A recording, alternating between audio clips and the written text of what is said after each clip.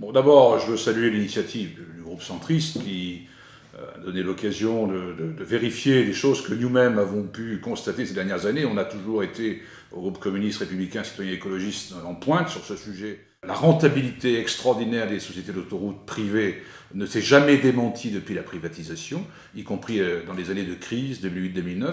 L'opacité qui règne dans la gestion des contrats, par exemple, de l'aveu de certains ministres auditionnés qui disaient eux-mêmes avoir été mis à l'écart dans certaines discussions, certaines négociations. Il y a le problème de la transparence. Et puis, on a eu l'occasion également d'auditionner des usagers qui sont reçus aimablement, je reprends leurs termes, de temps en temps, mais n'ont aucun pouvoir de décision en matière de gestion et de choix. Personne ne justifiait, je me souviens du débat qu'on avait eu ici en 2014, dans l'hémicycle, personne ne justifiait cette privatisation.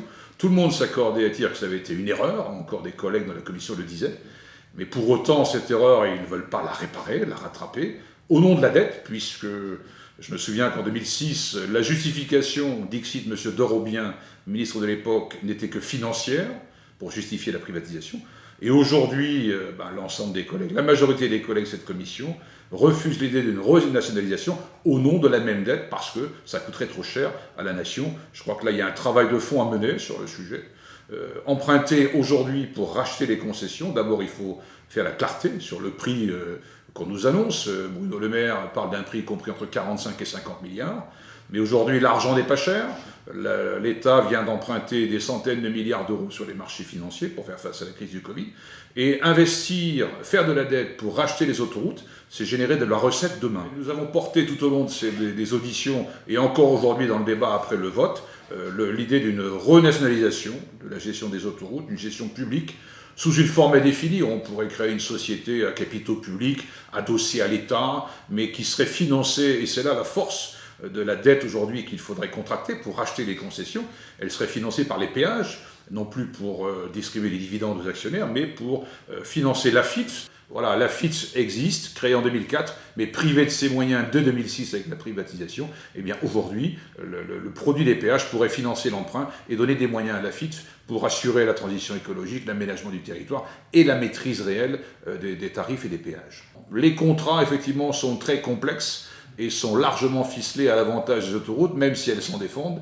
Les autoroutiers disent l'inverse, alors qu'à l'évidence, ces contrats ont été largement ficelés, effectivement, au bénéfice des autoroutiers, mais il y a une bataille à mener, quoi. Il y a une bataille à mener, il faut décider de la mener. Il s'agit d'un enjeu public, un enjeu politique, c'est pas qu'un enjeu financier, c'est un enjeu politique avec un P majuscule. Je retiens 3 ou 4 propositions formulées dans ce rapport. Décider aujourd'hui de ne pas renouveler les concessions, c'est dans 12 ans.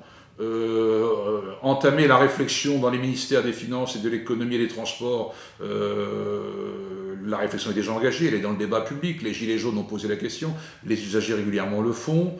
Ouvrir une table ronde, tout cela a été fait. Donc je crains malheureusement que le souci exprimé par les usagers qu'on a auditionnés au mois de juillet, souhaiter que ce rapport ne soit pas un énième rapport dans la succession de ceux qui ont été commis. Je crains malheureusement que la bataille doive continuer, et c'est une bonne chose, avec les citoyens, les usagers, les salariés. Tout le monde est concerné, ne serait-ce que pour aller au travail par exemple. Donc c'est un sujet politique qui va revenir dans le débat.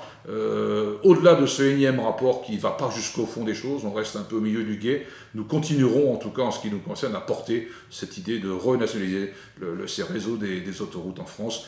Et on pourrait appeler ça Autoroute de France dès que possible.